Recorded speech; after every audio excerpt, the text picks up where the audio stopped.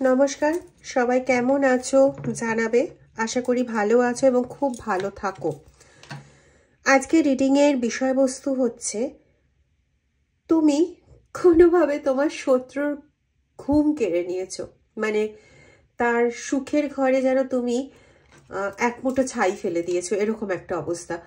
তো এটাই হচ্ছে আজকের বিষয়বস্তু। তো ডিটেল রিডিংয়ে চলে যাব। ডিটেল রিডিংয়ে যাওয়ার আগে as usual timeless reading, general, collective reading. So যতটা ম্যাচ করবে ততটা নেবে, বাকিটা অন্যদের জন্য প্লিজ ছেড়ে দেবে। আর কোনো জোডিয়াক সাইন স্পেসিফিক নয়, কোনো ব্যক্তি স্পেসিফিক নয়, সব ধরনের মানুষের জন্য, সমস্ত জোডিয়াক সাইনের সমস্ত ধরনের মানুষের জন্য রিডিং। চলো ডিটেল রিডিংয়ে চলে যাব। দুটো রাশি খুব উঠে আসছে, একটা হচ্ছে মীন রাশি, আরেকটা হচ্ছে কন্যা রাশি। এই দুটো মেজর, এবং এর সাথে আছে হচ্ছে বৃষ, তুলা, মকর। তবে মকর একদমই কম, প্রাধান্য একদমই কম। সিংহ রাশি, হাইডিং ফিলিংস, কনফিউশন। ওকে চলো আর দুটো কার্ড নিয়ে নিই একসঙ্গে, দুটো। তোমাদের মধ্যে প্রচণ্ডভাবে অ্যাংজাইটি কাজ করছে বা অ্যাগ্রেশন কাজ করছে, কাদের হচ্ছে জানাবে। কম্পেয়ার করছে হার্ড টু গেট, এক্সপেকটেশন। ওকে চলো ফার্স্ট দেখো, তোমরা সত্যি মানে শত্রুদের মনের মধ্যে না একটা বড়সড় জায়গা তৈরি করে নিয়েছো নিজেদের। মানে ওরা সব সময় একটা কনফিউজড ক্যারেক্টারের মধ্যে থাকছে। ওরা বুঝতেই পারছে না যে ওরা এত কিছু করে কোনো কিছু গোল সেট করছে, কোনো কিছু একটা ঠিক করছে যে এটা আমি এইভাবে করব, ওটা আমি ওভাবে করবো, বারবার কম্পেয়ার করে নিচ্ছে কোথায় ভুল হতে পারে, কোথায় ঠিক হতে পারে। সমস্ত প্রস অ্যান্ড কনস দেখে নিয়ে কাজ করে ওদের যা এক্সপেকটেশন, সেই এক্সপেকটেশন অনুযায়ী কাজ হচ্ছে না। ঠিক আছে, সেটা ওরা কোনোভাবে বাইরে কারোর কাছে প্রকাশ করতে পারছে না, কারণ বাইরে যদি প্রকাশ করতে যায় তারা মনে করবে যে এটা ওদের কর্মের ফল। এরকম মনে করবে, তো ওই জন্য কাউকে বলতে পারছে না। কেন মনে করবে? কারণ এর আগেও অনেক ভিডিওতে এসেছে, এর আগের ভিডিওতে দেখতে পাবে যে এতদিন তো তোমার ওপর কাজগুলো করে এসেছে, তো এই যে লোকেরা, এরা তোমার ওপর করা কাজগুলো দেখেছে। সবচেয়ে বড় কথা, তোমরা এখন অনেকেই আমি ক্লায়েন্টসদের মধ্যে থেকে তো জেনে নিয়েছি, তাদের অনেকেই এই সিজন চেঞ্জের ইয়েতে ভুগছেন। আমি এটাও বলতে পারি তোমাদের অনেকেই, অনেক ভিউয়ার্স আছো যারা এই মুহূর্তে সিজন চেঞ্জের বেশ একটা ভালো রকম প্রবলেমে ভুগছো, অনেকেরই। আচ্ছা যাই হোক, বলবে হয়তো যে সিজন চেঞ্জের প্রবলেম তো সবারই হয়, কিন্তু এখানে হয়তো খুব ভালো রকম প্রবলেমে ভুগছো, মানে থ্রোট চক্র হয়তো পুরোপুরি রূপেই মোটামুটি ব্লক হয়ে বসে আছে, যা করছো জোর করে করছো।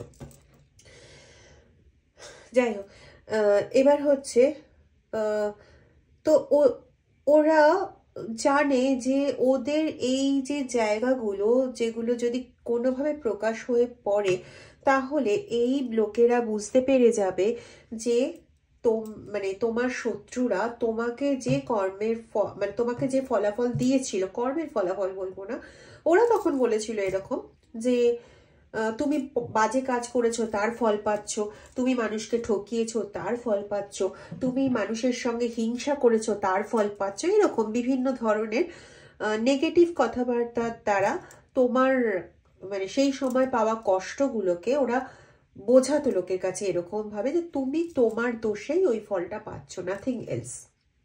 ঠিক আছে, কিন্তু এখন যখন তারা সেই সেম ফল পাচ্ছে, তোমার মাইন্ডেও ভীষণভাবে কনফিউশন ক্রিয়েট করে রাখতো। এখন তুমি সাহসী হয়েছো, এখন তুমি নিজের যুদ্ধ নিজে করতে চাও, এখন তুমি শক্ত হাতে ব্যাপারটাকে, রাশটা ধরার চেষ্টা করছো, ঈশ্বরকে একমাত্র নিজের সঙ্গী করেছো। সেটা সম্পূর্ণ তোমার এফোর্ট, এটা অন্য কেউ জানে না, শুধু তুমি জানো আর তোমার ঈশ্বর জানে। কিন্তু এখানে যেটা তৈরি হয়েছে সেটা হচ্ছে এই যে কনফিউশনের জায়গাটা যেটা তোমার মধ্যে ছিল সেটা এখন ওর মধ্যে তৈরি হয়েছে। সাম কাইন্ড অফ ব্যাকফায়ার অবশ্যই, কিন্তু সেটা সে কোনোভাবে প্রকাশ করতে পারছে না, যার জন্য তার এই ফিলিংসকে সে খুব সচেতনভাবে সকলের সামনে হাইড করছে। এমনকি তোমার পরিবারের সঙ্গে না তার প্রচন্ড ভালো একটা মিত্রতার সম্পর্ক রয়েছে। ইয়েস, দেখো, এবং সেখানে না সে নিজেকে কন্টিনিউ না আনঅ্যাভেলেবল করে রাখছে এই ভয়তে যে যদি বাই চান্স কোনোভাবে প্রকাশ হয়ে পড়ে যে সে কোনো সমস্যায় আছে, যে সমস্যাটা তুমি কিছুদিন আগে ভুগছিলে। এবং শুধুমাত্র তা নয়, সরি, তোমার থেকেও কন্টিনিউ লুকিয়ে চলার একটা প্রবণতা রয়েছে। তুমি যদি তার সঙ্গে কোনোভাবে কথা বলতে যাও বা কোনো রকমভাবে কমিউনিকেট করার কোনো অপশন আসে, সে পারলে পরে পালিয়ে যায় সেখান থেকে। হতে পারে এটা তোমার কোনো অফিস কালিগ। যদি তোমার কোনো অফিস কালিগের মধ্যে এরকম ধরনের কোনো ব্যবহার দেখো, ঠিক আছে, যেটা তুমি এতদিন দেখোনি, জানবে সে কোনো না কোনো সময় তোমাকে, তুমি হয়তো বোঝোইনি কোনোদিন, তোমার এগেনস্টে কিছু কাজ করেছিল তোমাকে খারাপ করার জন্য। ঠিক আছে, যে খারাপে তুমি নিজেকে, দেখো ঈশ্বর দেখাচ্ছেন, হ্যাঁ, তুমি নিজেকে লস করে ফেলেছিলে, যেখানে তুমি এটা ভাবতে শুরু করেছিলে যে কোনোভাবেই তোমার আর ফেরা সম্ভব নয়, কোনোভাবে তুমি আবার নতুন করে যে একটা কিছু শুরু করবে সেটা পসিবল নয়। ঠিক আছে, নিজেকে প্রচন্ডভাবে একটা ভিকটিম ভাবতে শুরু করে দিয়েছিলে। তোমার দ্বারা কিচ্ছু হবে না, তুমি এতটাই হেল্পলেস নিজেকে ফিল করছিলে, এবং তোমার জীবনে কোনো কিছুই আসবে না, মানে কোনো কিছু এমন কিছু যেটা তোমাকে পজিটিভ করতে পারে, কোনো গুড কোনো কিছুই তোমার জীবনে আসবে না, এটা তুমি একদম দৃঢ় প্রতিজ্ঞ হয়ে গেছিলে। কিন্তু অল অন এ সাডেন তোমাদের মধ্যে একটা বিশাল চেঞ্জেস হয়, এবং এই চেঞ্জেসটা আনার পেছনে অনেকের ক্ষেত্রে আমি পাচ্ছি কোনো একজন মোটিভেটার আছে, সেটা শুধুমাত্র তুমি নও। ইয়েস, যে ডিম্যান্ড করেছিল তোমার এই চেঞ্জটা, তোমার পজিটিভ লুকটাকে, যে তোমাকে শিখিয়েছিল আবার একটা নতুন আশার প্রতি নিজেকে এগিয়ে নিয়ে যেতে, এবং তুমি সেটাই করেছো। এবং তখন থেকে তুমি তোমার ঈশ্বরকে নিজের পাথেয় করেছো, নিজের মানে মজবুত থাকা, দৃঢ় থাকার শক্তি একটা অবলম্বন লাগে না, সেই অবলম্বনটা তুমি তোমার ঈশ্বরকে করেছো এবং এগিয়ে গেছো। কিন্তু পেছনে এই ব্যক্তি হতে পারে তোমার পার্টনার, হতে পারে তোমার বাবা মার মধ্যে কেউ। এখানে আমি খুব ফেমিনাইন এনার্জি একটা পাচ্ছি, কোনো মহিলা আছেন যিনি তোমাকে ভীষণভাবে মানে সাহায্য করেছেন, মোটিভেট করেছেন বলা যেতে পারে, যে নতুন কোনো আশার দিকে নিজেকে মানে এগিয়ে নিয়ে যাও, তাকাও, আবার চলার শক্তিটা ফিরে পাও। ঠিক আছে, নতুন করে বাঁচতে শেখো এক কথায়। এবং সেখানে কোনো ম্যাটার নেই যে তোমার অনেকগুলো বছর লস হয়ে গেছে বা অনেকগুলো কিছু হয়ে গেছে, এরকম কোনো ম্যাটার নেই। তো এখানে খুব মানে খুব স্বাভাবিক হচ্ছে মা, জেঠিমা, দাদিমা, মানে ঠাকুমা, দাদিমাও হতে পারে, হয়তো কেউ দাদিমা বলে, হঠাৎ করে বেরিয়ে গেল তো সেরকম টাইপের মানুষেরা খুব সম্ভবত এই মানে তোমাকে মোটিভেট করার কাজটা করেছেন। ঠিক আছে, এবং তুমি তার ইয়েতেই প্রচন্ডভাবে, তার চাহিদাতে, তার ইচ্ছাতে তুমি প্রচন্ডভাবে মোটিভেটেড হয়েছো এবং সেইভাবেই তুমি কাজ করেছো। ঠিক আছে, এবং তোমার যে একটা দরকার ছিল, তোমার যে একটা ওখান থেকে বেরিয়ে আসার জন্য যে একটা প্রয়োজন ছিল, সেই মানে যে পথটার প্রয়োজন ছিল, সেই পথটা তোমাকে দেখিয়েছেন তোমার ঈশ্বর। ঠিক আছে, এবার ফিরে আসি জায়গাটাতে, যেটা বলছিলাম, এটা একটা অন্য দিকেই নিয়ে চলে যাচ্ছে। তোমার যে এই যে শত্রু যে রয়েছে, সে প্রত্যেকটা নিয়ত সে তোমাকে মানে হ্যালোসিনেট করছে বলা যেতে পারে, প্রত্যেকটা নিয়ত তোমাকে হ্যালোসিনেট করছে। মানে তার এখন এমন একটা অবস্থা হয়ে দাঁড়িয়েছে যে সব সময় সে কনফিউশনে ভোগে। সে দেখতে পাচ্ছে যে তুমি, তোমার জন্য সে যেগুলো করেছিল, তার জন্য সেই ফাঁদগুলো সব গড়া হয়ে গেছে। সে চেয়েও তোমাকে সেই মানে নিজের মন মস্তিষ্ক থেকে রিমুভ করতে পারছে না। প্রত্যেকটা ক্ষণে ক্ষণে তার মনে হচ্ছে এই তো আমি তার সঙ্গে এটা করেছিলাম, তাহলে কি আমার কর্মা রিটার্ন হচ্ছে। এর জন্য কিন্তু সে বিভিন্ন লোকের কাছেও ছুটেছে, বিভিন্ন মন্দিরে গেছে, মায়ের সাহায্য নিয়েছে। হয়তো কেউ পুরীর মন্দিরে গেছে বা খুব দরগাতে ছুটছে, ঠিক আছে। কেউ যদি এখানে থেকে থাকো, খ্রিস্টান ধর্মাবলম্বী থেকে থাকো, তাহলে এটা বলতে পারি, আমি এটা পাচ্ছি যে কোনো পুরনো গির্জাতে কেউ খুব যাতায়াত করছে, যে অতটাও যাতায়াত করতো না, ঠিক আছে, সে খুব যাতায়াত করছে পুরনো গির্জাতে। এটা একটা ব্যাপার। অ্যান্ড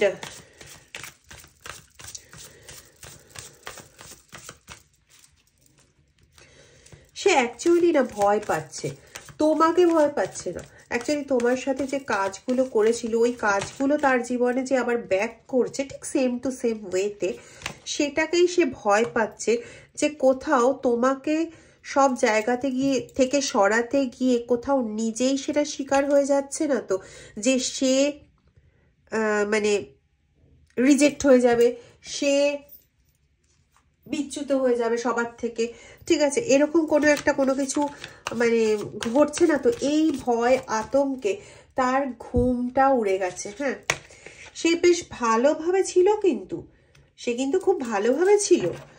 সে তার নিজের শুধু আরো বেশি আরো চাহিদা সমস্ত কিছু ফিল আপ করার দিকে ছিল।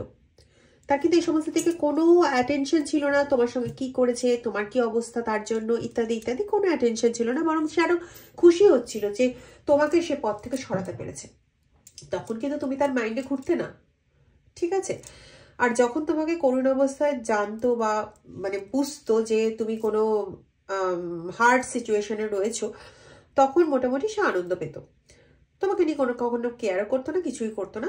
যদি দেখতো যে তুমি কোনো আনন্দজনক কিছু পেয়েছো বা কোনো গুড নিউজের কাছাকাছি আছো, তো সেটাকে ধ্বংস করার জন্য সে যা যা করার প্রয়োজন পড়তো সে অবশ্যই করতো। কিন্তু তুমি খারাপ থাকলে তার কিছু যেত আসতো না, বরং সে খুশি হতো। মানে তার যেত আসতো না বলতে তার ভালো মানে খারাপ লাগা এরকম কোনো কিছু হতো না, সে খুশি হতো এবং চাইতো যা আরো খারাপ হোক। এবার সেই অবস্থায় সে তার নিজের লাইফস্টাইল, নিজের সমস্ত কিছু অ্যাম্বিশন পূরণ নিয়ে সে খুব মাতোয়ারা ছিল এবং নিজের চাই দিয়ে অস্থির, সরি। এবং সেখানে আজকে গিয়ে, যখন এটা আজকে হচ্ছে না, এটা মোটামুটি 4 থেকে 6 মাস হচ্ছে এরকমটা ঘটছে। 70 থেকে 76% এরকমের ক্ষেত্রে, বাকিদের ক্ষেত্রে এখনো শুরু হয়নি, কিন্তু তারা একটা আতঙ্ক হয় না, অনেকে থাকে দেখবে, যেটা ঘটবে সেটার আগে থেকে কিছু সম্ভাবনার তারা আশঙ্কা করতে পারে, ঠিক আছে। তো তাদের মধ্যে অনেকেই সিংহ রাশির হওয়ার সম্ভাবনা বেশি।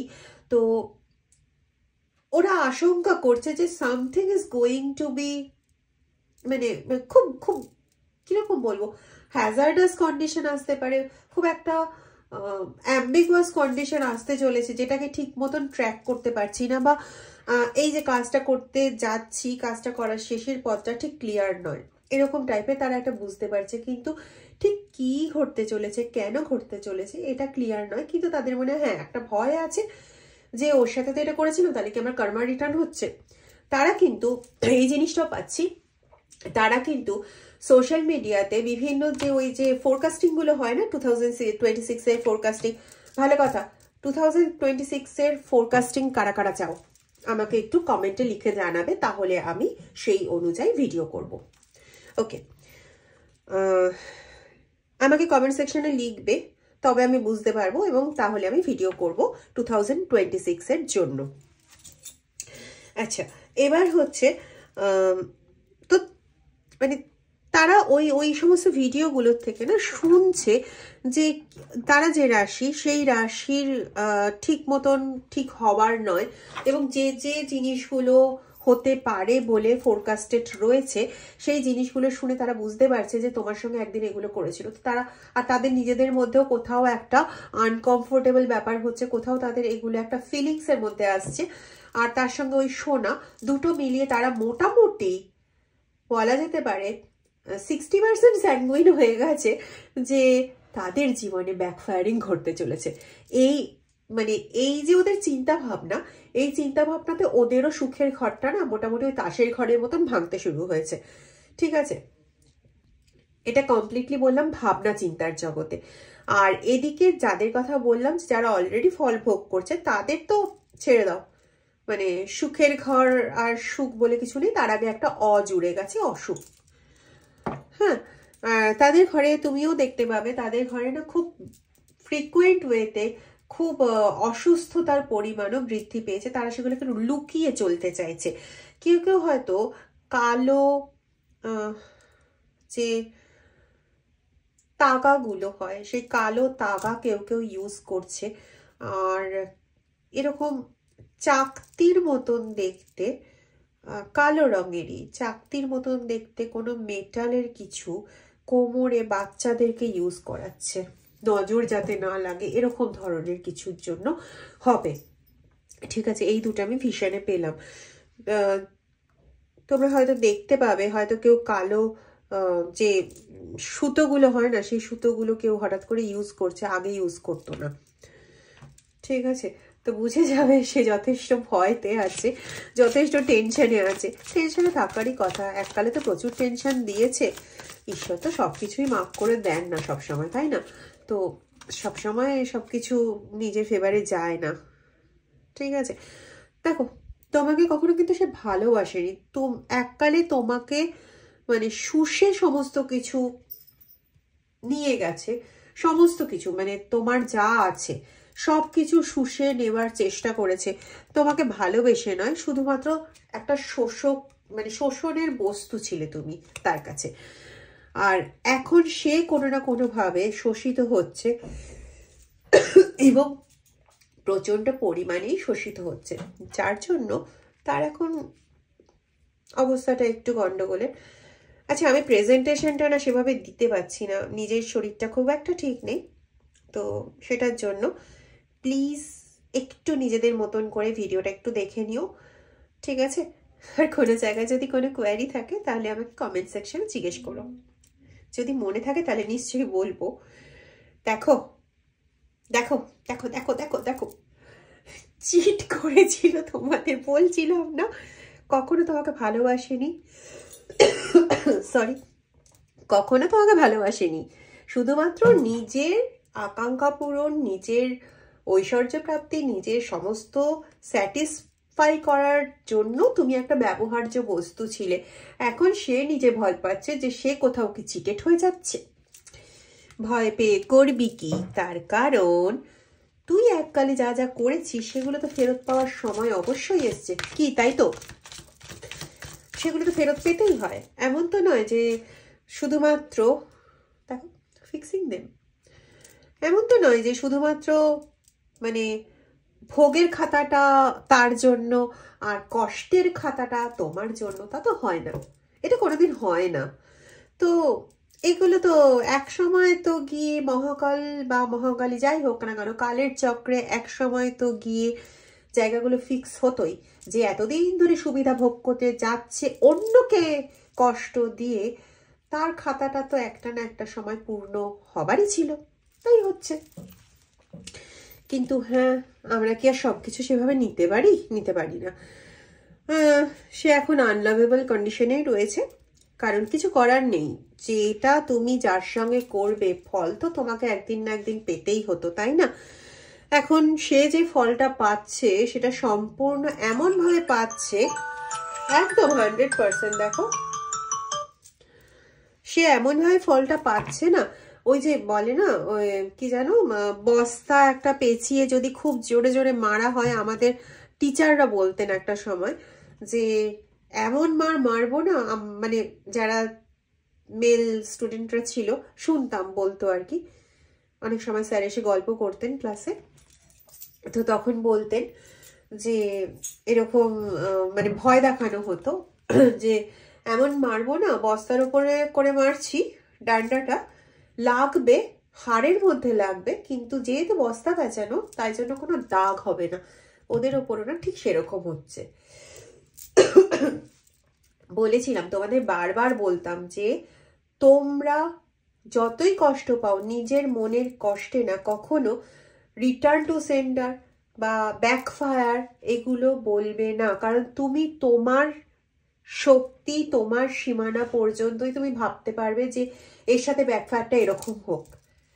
ঈশ্বরের হাতটা না অনেক লম্বা, তাই তার হাতে এমন কিছু হচ্ছে যেখানে কাজটা তো হয়ে যাচ্ছে কিন্তু দাগও পড়ছে না, কোনো মানে প্রমাণও রেখে যাচ্ছে না যে কিসের জন্য কোনটা হচ্ছে এবং কি হচ্ছে, কোনো প্রমাণ নেই। ঈশ্বরের মার একেই বলে। দুটো বেরিয়ে এলো। এখন সে নিজেকে কমপ্লিটলি স্টাকড মনে করছে এবং সে এখন এমন কোনো একটা সিচুয়েশনে বা কারোর সঙ্গে নেই যে তার সঙ্গে কোনো কমিটেড জায়গায় থাকবে। মানে তাকে, সোজা কথায় হচ্ছে, তাকে সাহায্য করার জন্য এগিয়ে আসা। যেমন বলছিলাম না কিছুক্ষণ আগে যে তোমার পেছনে এমন একজন ব্যক্তি ছিল, যেটা ফিমেল এনার্জি বেশি পাচ্ছিলাম, তোমার পেছনে এমন একজন ব্যক্তি ছিলেন যিনি কমপ্লিটলি তুমি যাতে পজিটিভ দিকে এগিয়ে যাও, তুমি যাতে হতাশার থেকে মুক্তি পাও, তুমি যাতে আবার ঘুরে দাঁড়াও, তুমি যাতে আবার নতুন আশার আলোর দিকে ছোটো, সেজন্য তোমাকে মোটিভেটেড করেছিল। এরকম কোনো কমিটেড পার্সন এখন তার লাইফে, মানে তোমার শত্রুর লাইফে কিন্তু এখন নেই। এবং এরকম কোনো কমিটেড পার্সন না থাকার জন্য না সে আরো বেশি নিজেকে একদম স্টাকড মনে করছে। তার মানে কিছুই যেন আর করার নেই, বিকজ সে নিজেকে এতটাই স্টাকিং মনে করছে যে কি করবে, ঠিক আছে। তো সে ট্রাস্টওয়ার্দি এমন কোনো ব্যক্তি পাচ্ছে না যে ব্যক্তি তার হাতটা মানে ধরবে আর সে তার হাত ধরে উঠে চলে আসবে এই সমস্ত কষ্ট, হতাশা, দুঃখ বা যে সমস্ত পরিস্থিতিগুলো ফেস করছে সেগুলো থেকে বেরিয়ে চলে আসবে। এরকম লোক সে পাচ্ছে না। কি পরিস্থিতি না? স্টে ব্লেসড, ভালো থেকো।